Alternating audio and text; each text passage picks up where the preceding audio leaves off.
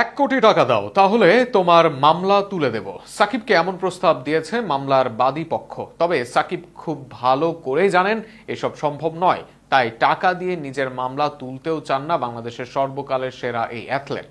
সাকিব আল হাসানের কাছে কোটি টাকার দাবি ও সেই সম্পর্কে সাকিবের বক্তব্য নিয়ে থাকছে প্রতিবেদন।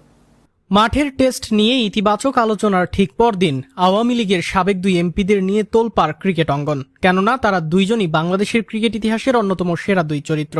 তবে সাকিবের 2টি সাক্ষাৎকারই প্রকাশ পেয়েছে ব্যাক টু ব্যাক, আর সেখানে ভিন্ন আলোচনায় প্রথম আলোতে জানিয়েছেন এক বিস্ফোরক তথ্য।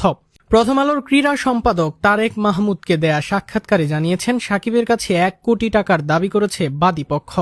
কারো কাছ থেকে এমন প্রস্তাব পেয়েছেন কিনা এমন প্রশ্নের জবাবে সাকিব বলেন, হ্যাঁ, এরকম একটা প্রস্তাব আমার কাছে এসেছে যে এই টাকা দিলে মামলা তুলে দেব।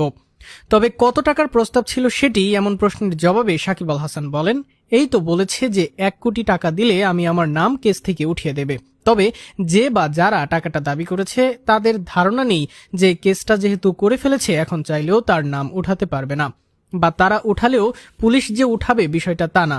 আলটিমেটলি পুলিশের থেকেই এটা ক্লিয়ারেন্স আসতে হবে যে আমার কোনো সম্পৃক্ততা ছিল না। সাকিবকে প্রশ্ন করা হয়েছিল প্রস্তাবটা কারা দিয়েছে। সাকিব বলেন, এফআইআরে বাদীপক্ষ যারা নাম আছে যোগাযোগ করার জন্য তিনি 2-1 জনের মাধ্যমে যোগাযোগ করেছেন। কাদের মাধ্যমে আমি তাদের নাম বলতে চাচ্ছি না। আচ্ছা, এসব টাকা দিয়ে কেন করতে হবে ভাই?